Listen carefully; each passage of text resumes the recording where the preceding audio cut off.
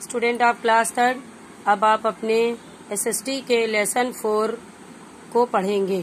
ठीक, लेसन 4 है आपका बच्चों भारतीय राज्य। ठीक है, भारतीय राज्यों के बारे में हम बताने जा रहे हैं।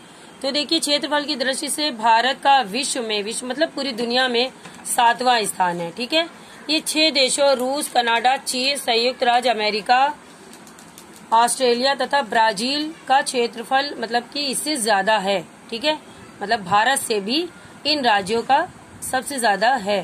भारत उत्तर में कश्मीर से दक्षिण में कन्याकुमारी तथा पश्चिम में गुजरात से पूरब में अरुणाचल प्रदेश तक फैला हुआ है। भारत की जनसंख्या जो है वो 136 करोड़ है। ठीक है बच्चों, इससे भी ज्यादा है वो। ठीक है, क्षेत्रफल की दृष्टि से भारत का जो है विश्व में 7वां स्थान है और जो 6 राज्य हैं उनका इससे भी ज्यादा है। ठीक, अब देखिए, संपूर्ण देश यानी कि पूरे देश तथा उसके नागरिकों के नागरिक मतलब जो वहाँ पे रहते हैं कल्याण के लिए यानी उनकी भलाई के लिए सरकारें भी कार्य करती हैं। ये सरकार जो होती है वो केंद्र सरकार कहलाती है। जो सरकार मतलब कि जो देश की भलाई के लिए सरकार बनाई जाती है उसे हम केंद्र सरकार कहते हैं। सरकार अपनी क्षमता से यानी कि जितनी उसकी ताकत है उससे अधिक कार्य करने का प्रयास करती है। ठीक है, किंतु भारत जैसी विशाल देश में विभिन्न स्थानों पर रहने वाले नागरिकों की सभी समस्याओं को समझना और उनका समाधान करना केंद्र सरकार के लिए कठिन कार्य होता है। ठीक है, क्योंकि बहुत ज्यादा जनसंख्या है। इस समय के समाधान के लिए संपूर्ण देश को कुछ छोटे भागों में बांट दिया गया है। ठीक है, छोटे छोटे भाग जो होते हैं वो राज्यों में बटे हुए हैं। उसके जो छोटे भाग हो जाते हैं उसे हम राज्य कहते हैं। अब देखिए, भारत में 28 राज्य हैं तथा 9 जो है यानी कि 9 केंद्र शासित प्रदेश है। केंद्र शासित प्रदेशों में दिल्ली भी सम्मिलित है यानी दिल्ली भी उसमें शामिल है। ठीक, इसके अतिरिक्त यानी इसके अलावा प्रत्येक राज्य में नागरिकों के कल्याण के लिए यानी नागरिकों की भलाई के लिए उनकी अपनी सरकार है।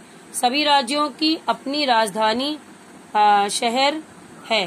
सभी राज्य सरकारों के प्रमुख विभागों के कार्यालय राज्य की राजधानी में ही होते हैं। यानी जितने राज्य अलग अलग हैं सब की राजधानियां हैं और सभी कार्य उसी राजधानी में होते हैं।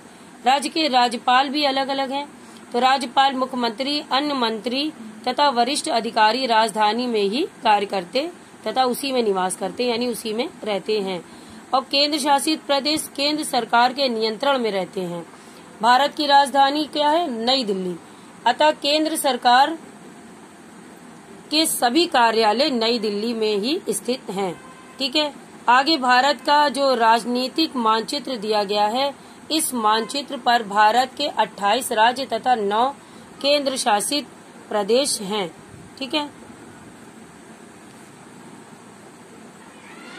आइए भारत के राज्यों तथा केंद्र शासित प्रदेशों के नाम और उनकी राजधानियों के बारे में जानें। देखिए बच्चों, आपकी बुक में ये भारत का पूरा नक्शा दिया गया है और इसमें सारे राज्य और केंद्र शासित प्रदेश भी दिए गए हैं। इसको आपको अच्छे से पढ़ना है कि कौन सा कहाँ पर है। ठीक है, अब देखिए, ये आपको राज्य और उनकी राजधानियां दी गई हैं जो आपको याद करनी है। ये देखिए, राज्य है और ये राजधानियां हैं। जैसे हिमाचल प्रदेश की शिमला है, पंजाब की चंडीगढ़ है, हरियाणा की भी चंडीगढ़ है और उत्तराखंड की देहरादून है। इसी तरीके से उत्तर प्रदेश की लखनऊ है। तो ये सब आपको याद करना है अच्छे से। ओके, अब देखिए, इसकी एक्सरसाइज में आपको अच्छे से पढ़ना है। पहला है खाली जगह। क्षेत्रफल की दृष्टि से भारत का विश्व में 7वां स्थान है। ठीक है, भारत उत्तर में कश्मीर है तथा दक्षिण में कन्याकुमारी है। ठीक है बच्चों, गुजरात से पूरब में अरुणाचल तक फैला हुआ है।